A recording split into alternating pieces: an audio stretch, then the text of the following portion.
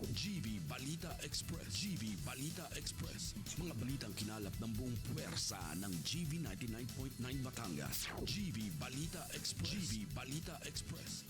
Mga balita sa loob at labas ng Timog Katagalugan. GV Balita Express. GV Balita Express. Narito na ang GV Balita Express. Magandang umaga mga ka-vibes. Kayo ay nakatutok sa GV Balita Express sa programang Good Vibes Morning. Kasama niyo po ang inyong lingkod, DJ Frankie, at kasama natin sa ating himpilan, Student Jock Tinay at DJ Joey Boy on the line, keeping you GV informed, GV aware, and GV updated. Muli, ito po ang GV Balita Express. oras natin ngayon, 9 minutes makalipas ang 7 in the morning Philippine Standard Time. Hatid sa atin ng Mountain Rock Resort sa Barangay Talisay, Lipas City, Batangas. At dako na tayo sa ating headlines balita. DA pinag-aaralan ang 10 billion pesos PAF fund para palawakin ang fuel subsidy. Posibleng fare hike sa pampublikong sasakyan, ikokonsidera ng DOTR. 5,000 pesos fuel subsidy sa drivers ipapamahagi sa susunod na linggo. At Trade Fair 2026 sa mataas na kahoy, dinagsa ng publiko. Para sa detalye ng ating balita, DA pinag-aaralan ng 10 billion pesos PAFF fund para palawakin ang fuel subsidy. Ang detalye ng balita hatid sa atin ni DJ Joey Boy. GV Balita Express. Culture ang paggamit sa bahagi ng 10 billion pesos na pondo ng Presidential Assistance to Farmers and Fisherfolk o PAF na inilaan ng tanggapan ni Pangulong Ferdinand Marcos Jr. upang mapalawak ang fuel subsidy para sa mga magsasaka at mangingisda. Layunin nitong matulungan ang sektor ng agrikultura na makayanan ang pagtaas ng gasto sa produksyon dulot ng pagmahal ng langis. Samantala sa ilalim ng programa, maaaring makatanggap ng 5,000 piso ang bawat magsasaka at 3,000 piso naman na ang bawat mangingisda. Para sa GV Balita Express, ito si DJ Joey Boy sa GV 99.9, Your Good Vibes.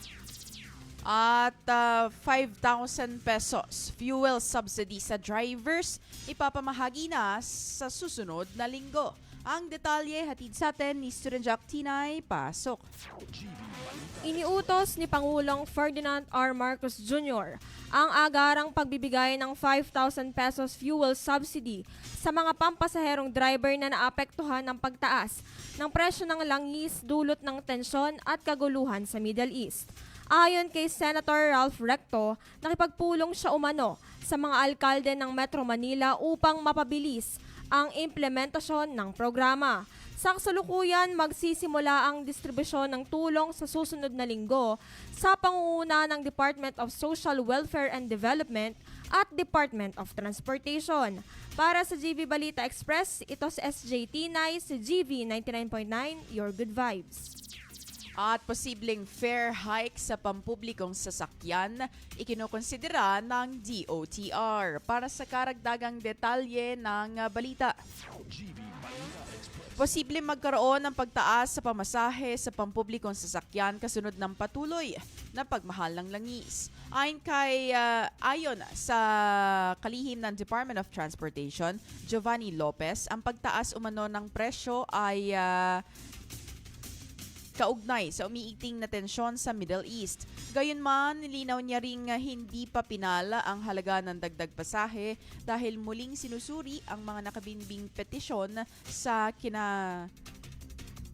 mga datos. Sa ngayon ay kung matutuloy, inaasahang dagdag gastos na naman ito para sa maraming commuter. Para sa GV Balita Express, ako po si DJ Frankie sa GV 99.9, Your Good Vibes. At Trade Fair 2026 sa mataas na kahoy, dinagsa ng publiko. Para sa ulat, DJ Joey Boy, pasok. GV Balita Express.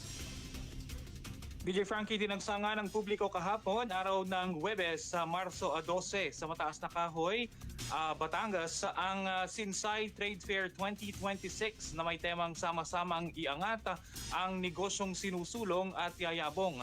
Sa pangunguna ng Sustainable Livelihood Program ng DSWD, katuwang ang local government unit. Layunin ng programa na matulungan ang mga lokal na business owners mula sa iba't ibang munisipalidad at lungsod sa Batangas. Ayon kay Mr. Leslie Ganmar Austria, Administrative Assistant 2 ng Department of Social Welfare and Development, ang trade fair ay nakapagpaloob sa programang Sustainable o Livelihood Program. Layunin umano ng programa na matulungan at maipakita ang produkto sa iba't ibang lugar sa Batangas. Samantala, patuloy namang hinihikayat ang publiko na dayuhin ang nasabing programa na bukas pa rin hanggang ngayong araw. Para sa GV Balita Express, ito si DJ Joey Boy sa GV 99.9, Your Good Vibes.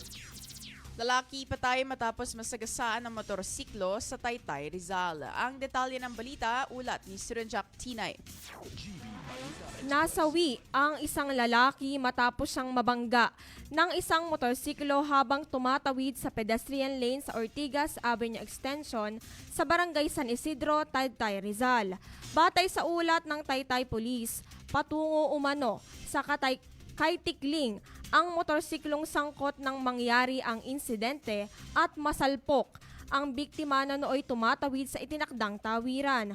Patuloy pang iniimbestigahan ng mga otoridad ang pangyayari upang matukoy ang buong detalye at pananagutan sa naturang aksidente.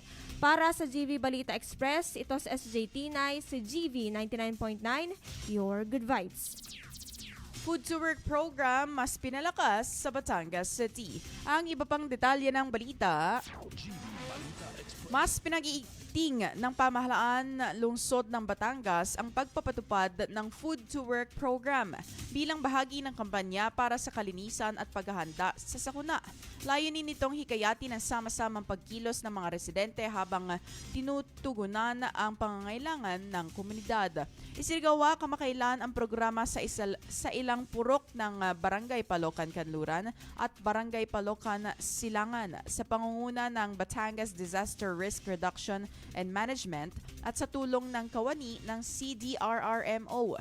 Nakibahagi ang mga residente sa paglilinis ng mga kanal at daluyan ng tubig upang maiwasan ang pagbabara na maaring magdulot ng pagbaha. Plano ring palawakin ng lokal na pamahalaan ang programa sa iba pang barangay sa lungsod at layunin nitong matiyak ang maayos na daloy ng tubig bilang paghahanda sa posibleng epekto ng kalamidad. Para sa GV Balita Express, ako po si DJ Frankie sa GV 99.9, Your Good Vibes. At hulidap case sa Imus, 4 na dating pulis arestado. Para sa detalye ng balita, DJ Joey Boy, pasok. Naaresto ang 4 na dating pulis sa Imus City, Cavite matapos ang halos 2 taong pagtatago dahil sa kasong hulidap sa isang retiradong guro. Nakuha sila sa Barangay Malagasang 2C sa bisa ng warrant of arrest.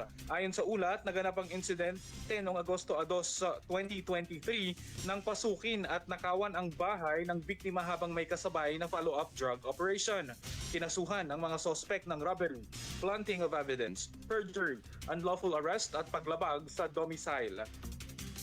Paghahanap ng pulisya sa iba pang sangkot sa kaso. Nakatuon naman ang investigasyon sa paglutas ng insidente at pananagot sa lahat ng may kinalaman. Para sa GV Balita Express, ito si DJ Joey Boy sa GV 99.9, Your Good Vibes. At birthday party na uwi sa Karasan sa San Juan, Batangas. Ang iba pang detalye ng balita, ulat ni Surenjak Tinay. Nasawi ang 23 anyos na lalaki habang sugatan naman ang kanyang kasama matapos maganap ang pamamaril sa isang birthday party sa Barangay Pulang Bato, San Juan, Batangas. Ayon sa ulat ng pulisya, nagkaroon umano ng mainitang pagtatalo habang nagiinuman ang ilan sa mga dumalo sa selebrasyon. Sa kasagsagan ng alitan, sinasabing bumunot ng baril ang isa sa mga sospek at pinaputukan ang mga biktima. Patuloy naman ang isinasagawang investigasyon ng mga otoridad upang matukoy ang buong detalye ng insidente at kung may iba pang taong sangkot sa pamamaril. Para sa GV Balita Express, ito si SJ Tinay, si GV 99.9, Your Good Vibes. At mga ka-vibes, nangunguna pa rin sa unofficial medal tally ng RAAM 2026 At alamin yan kasama si DJ Joey Boy. Pasok! GV Balita Express.